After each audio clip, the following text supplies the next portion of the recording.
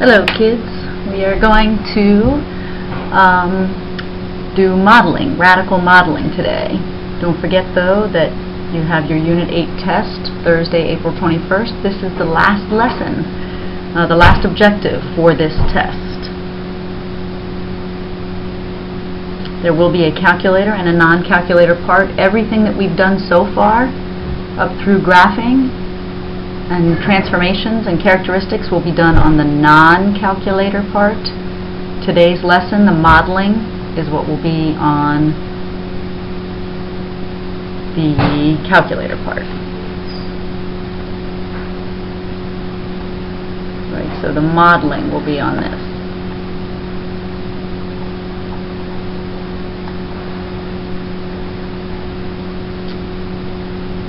Before we get going with modeling, let's do a warm-up where I want you to graph and list the characteristics of this odd radical function, and then I want you to solve this radical.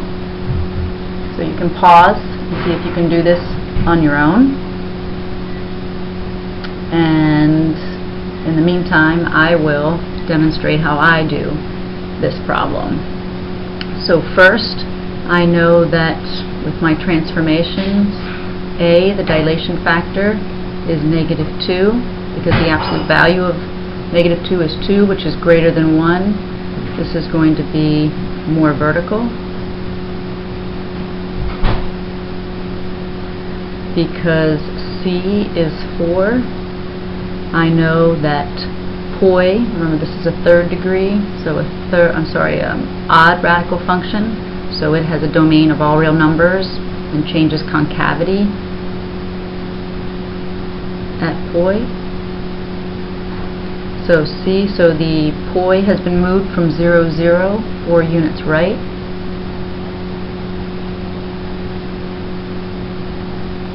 And the vertical shift is 1, so the y coordinate of poi has been moved 1 unit up. So, to graph this,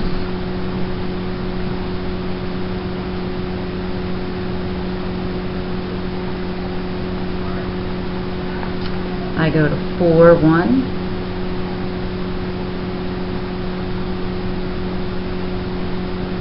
mark that as poi. Then I find the y-intercept. So to find the y-intercept, plug in 0 for y. So I'm going to go up here and say y, 0 for x is equal to -2 cube root of 0 minus 4 plus 1. So y equals -2 times the cube root of -4 plus 1. The cube root of -4 is not an integer, so I just leave it like that. The cube root of -4 is a negative number. Negative number times -2 is going to be a positive number, and plus 1 means that my y-intercept is going to be above the x-axis.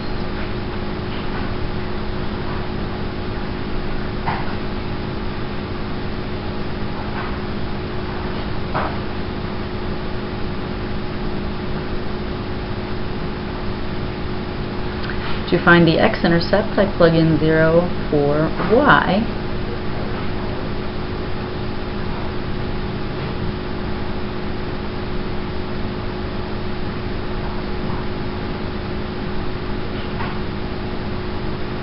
And solve that radical equation.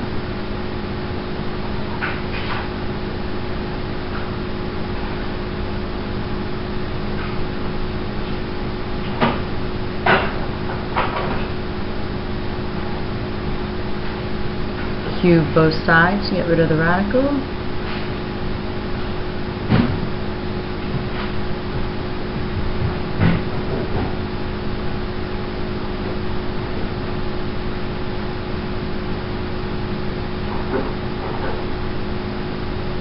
And 33 over 8 is like 4 or something.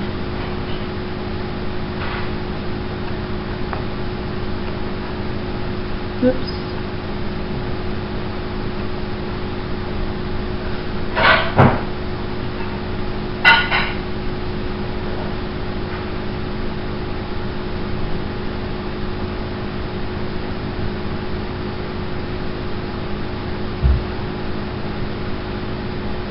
realize my y-intercept is not high enough, is it? Ah!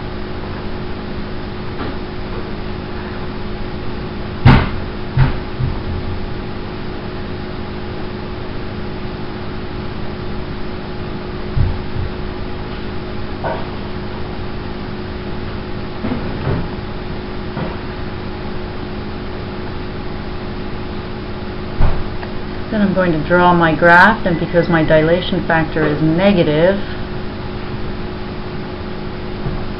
I know that I'm going to decrease, and I'm going to start off higher, decrease, concave down until I hit poi, and then concave up.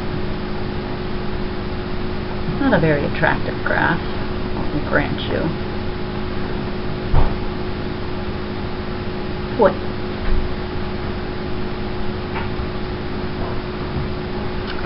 For my characteristic list, I will erase this part. The domain and range of any odd radical function is all real numbers.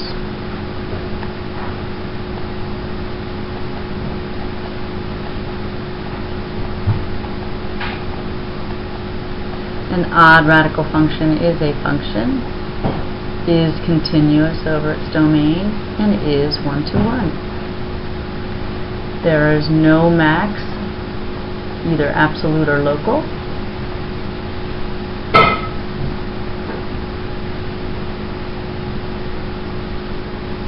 Because the dilation factor is negative, there is no increasing interval, but this odd radical function decreases over its domain. Because the dilation factor is negative, this odd radical function starts concave down from negative infinity to the x-coordinate of poi, and is concave up from poi to the right side of the domain. Poi is 4, 1.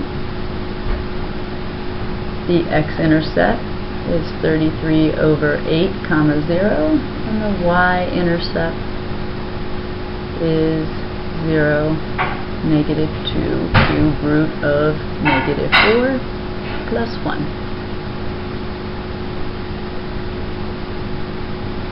Have I forgotten anything? I don't think so. We're all good. Cool? Alright. I'm going to erase all that. What? And go to the solve. And this is going to be real quick. I hope you can see why. Remember, this is an even root or an even index. Oops, this is supposed to be a plus 7.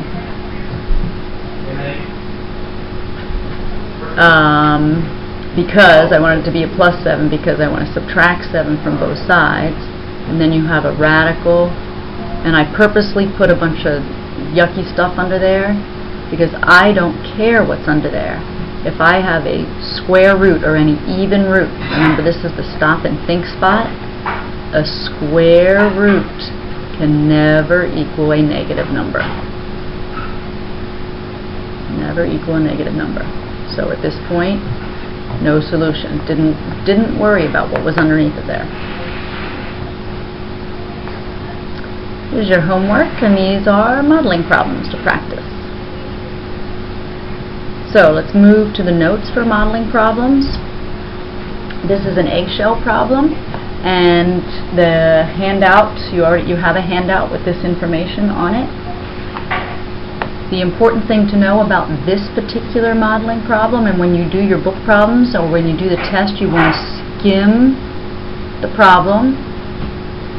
These are the direct and inverse variation problems like we had before. This is a direct, but instead of being, remember I told you that we always had an integer power, now we have a rational power. So the area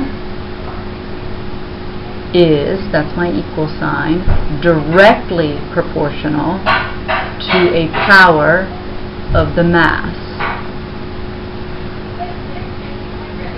So what that means is that you have area and area is going to be in centimeters squared, and you have mass in grams. Remember, I always told you that this was a y equals x thing, right? So the general equation is y, or the area is, remember directly we always did it k, directly proportional, so k multiplies x to the 2/3 power.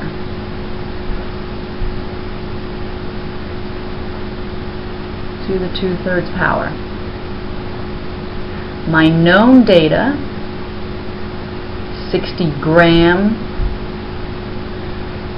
is my X chicken, has an area of 28 square centimeters. So my known data is the X is independent, so the grams, comma, the area, and I'm going to solve for K. So I'm going to plug 60 in for X and 28 in for Y, which is the area. So 28 is equal to, I don't know the constant proportionality, 60 to the 2/3 power. So K is equal to 28 divided by 60 to the 2/3 power. And I'm going to use my calculator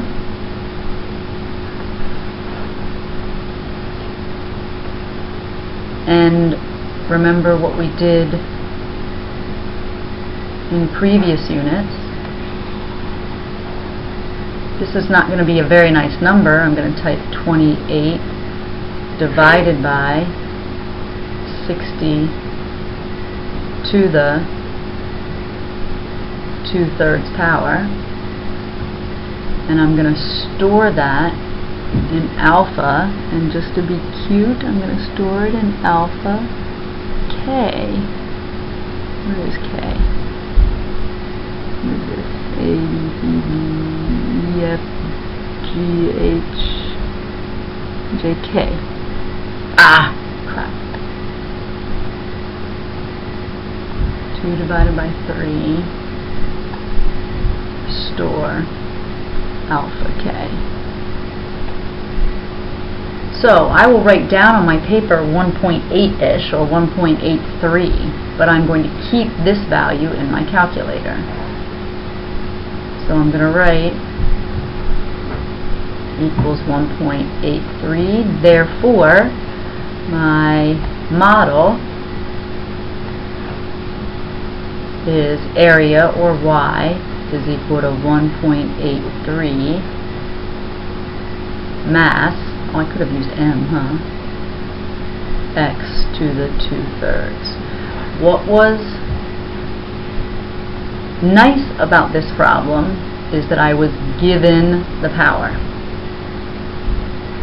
So now you expect what happens is, once I have a model, somebody's going to give me an X and I'm going to give them the area, somebody's going to give me the area and I'm going to give them the mass.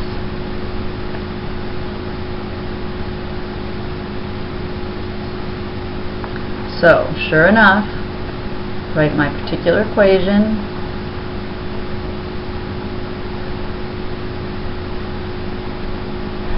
They're giving me area. I'm sorry, they're giving me the surface area. They want the surface area of a 1600 gram, so that's an X. So I say the area is equal to 1.83. Show me that you plug in 1600 to the 2/3, and then because you have your calculator, I don't need to see anything after this. Right? I just need to see, you can just go right to your calculator and now you type alpha K, 1600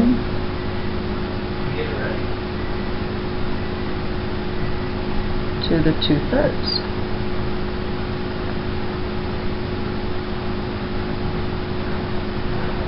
So 249, and then you can round your answer, 245, 249.92 or 249.9.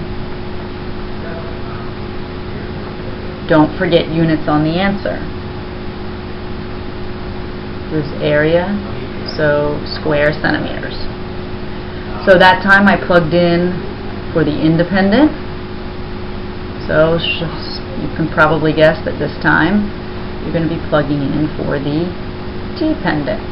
So 0.6 square centimeters is the area, so I put 0.6 is equal to 1.83 x to the 2/3. Now there's going to be some points for this for some algebra, because this is algebra that you learned, right? Divide both sides by 1.83, and then undo that power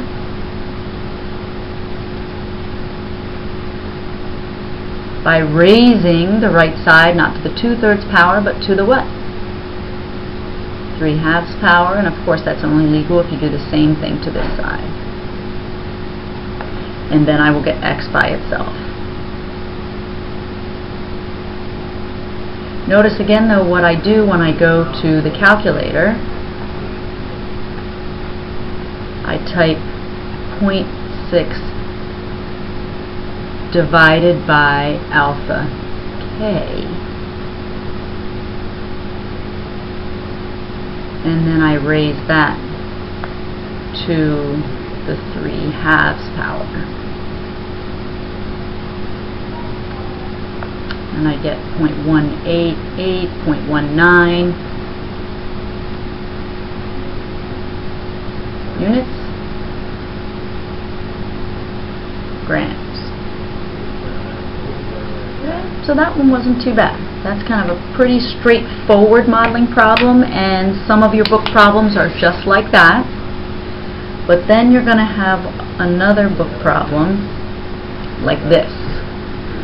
And the difference in this problem is I read, assume the masses of girls vary directly. So masses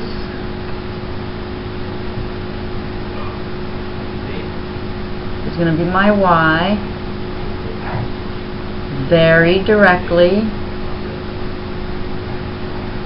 with some power of height. Some power makes you go dagger. Whoops, sorry. Because what that means is that when I define variables, so my x is my height in centimeters, and y, dependent, is mass in kilograms.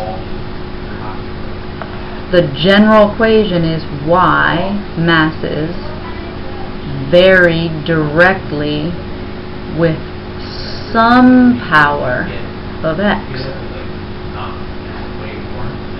So remember in the last one that was 2/3. In the egg problem this was a 2/3. So all I had to do was solve for k.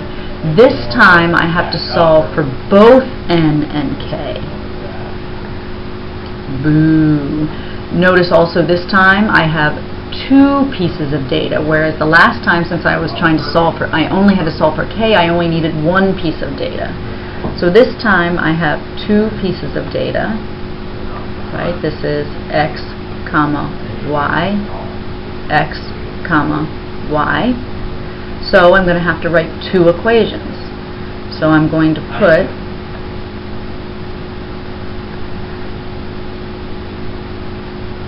(41) and 150, and then I'm also going to put 67 and 180.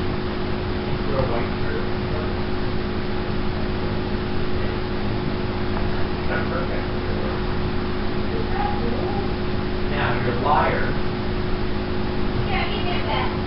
So I have two equations and I have two unknowns.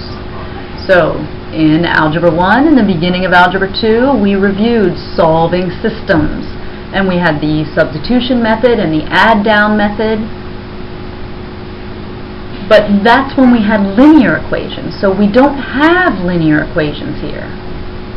So adding down doesn't necessarily work, but I also taught you in Unit 1 that you can take any two equations and you can add them together or multiply them or divide them, whatever you like. And what I notice here is that this k is multiplying 150 to the n.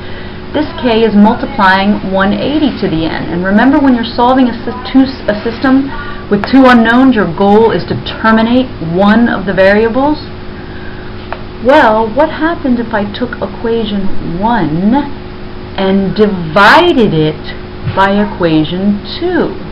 I'd have 41 divided by 67, but over here, what is k divided by k? So, check out what I get. When I divide equation 1 by equation 2,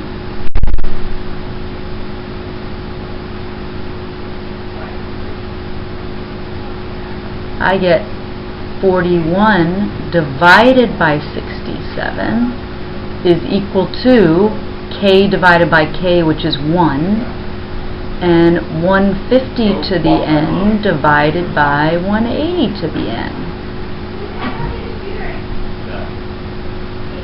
Now check out what I can do.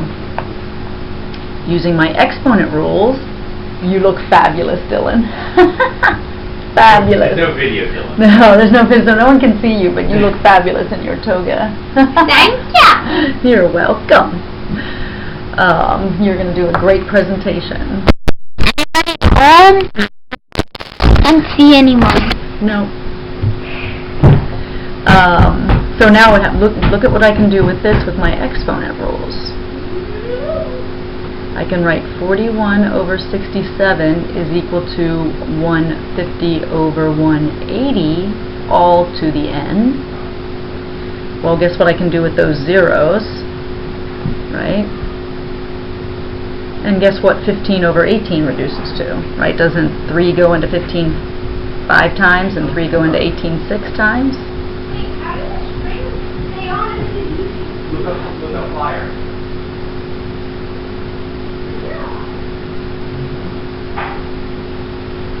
Now notice I have terminated the k's and all I have to do is solve for n. N is up in exponential land. Who gets that down? Logs. You didn't see that coming, did ya? So you can either undipsy-doodle that,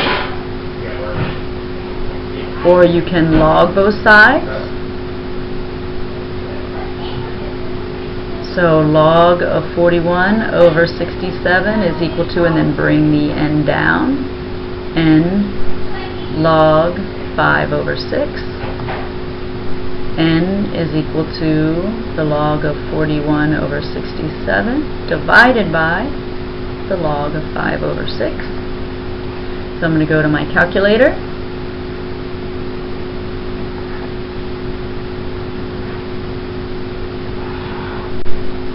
And type log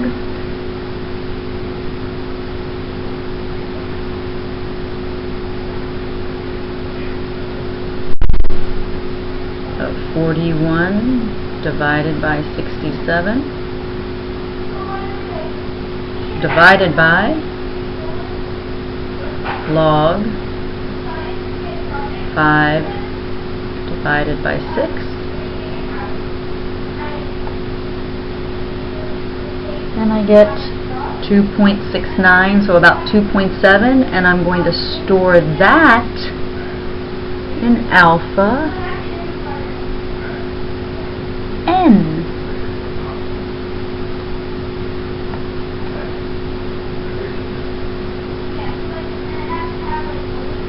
So I terminated k and I solved for n.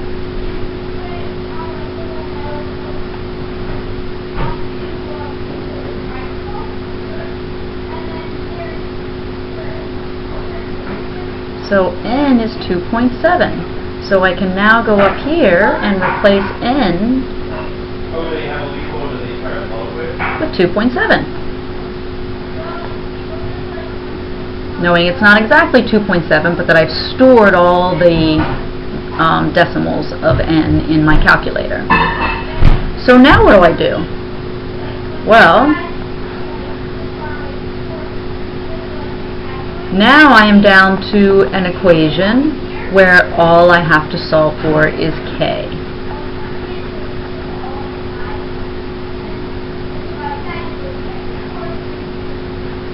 Right? Once I have n, I go back to fill in n and go back and solve for k using one of the points. It matters not which one you use. So I'm going to plug in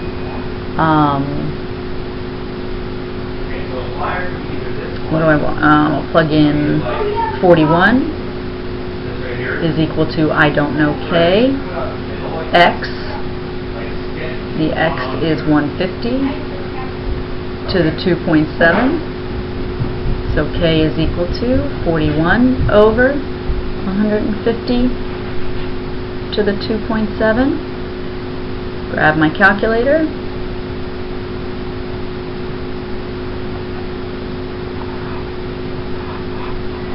And I type 41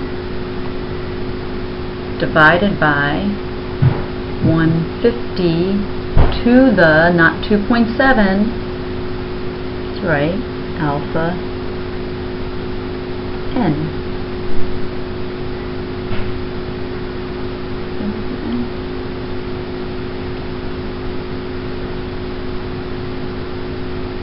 Ew, what does e to the negative 5 mean?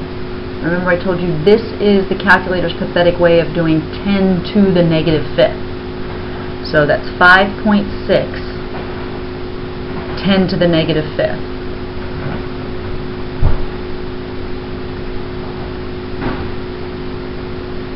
Which of course is equal to 0.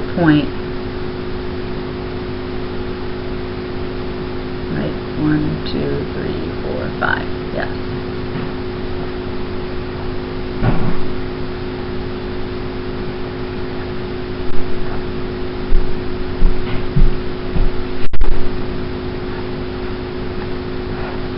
And I store that in alpha k.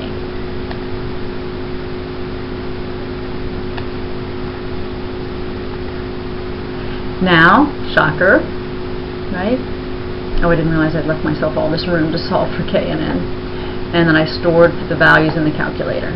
So I can now go to my particular equation and write y is equal to 0.1.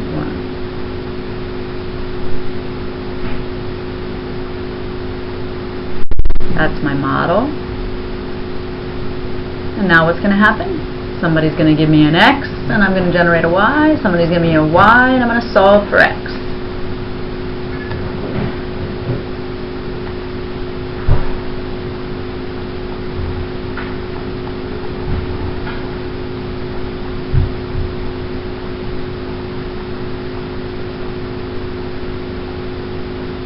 There's my model. So what is the mass if the height is 173 centimeters? Remember, height was x. So I'm going to say y is equal to point.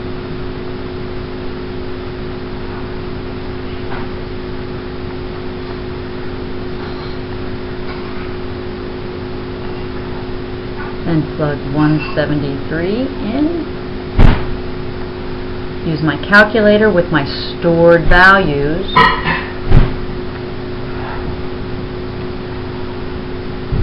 And type k times 173 to the alpha n. And I get 60.2. What are the units on that?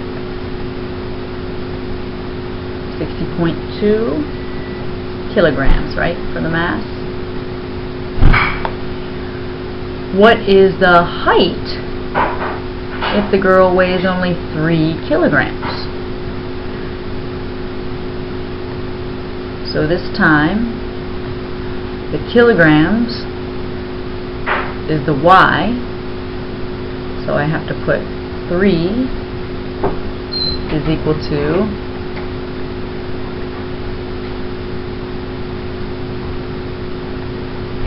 and solve for x.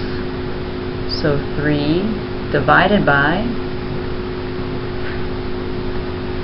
x to the 2.7. How do I get x by itself when it's raised to a numerical power? Right? When it was raised to, when this was a variable, I had to use logs. I don't need to use logs when the exponent is a number, right? I just raise to the reciprocal.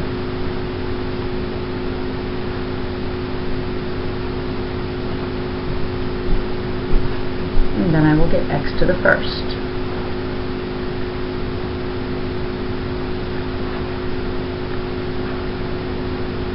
So 3 divided by 0.000056 is actually alpha k.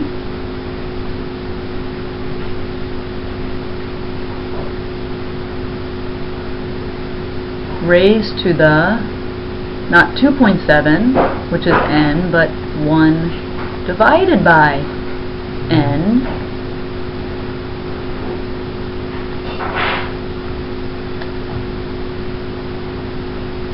And I get 56.8 units, centimeters. Very nice. Okay, so the book problems are, as I said, some variation of these two. When you read the problem, look for if it says some power and then go, oh, that's more work, right? And if they say some power, then you need to have 2 points in the problem. If, however, they give you a problem and the power they give you is a number, they only have to give you 1 point because all you have to do is solve for k. So I hope this lesson makes sense and that you have a good time with the modeling problems. Adios.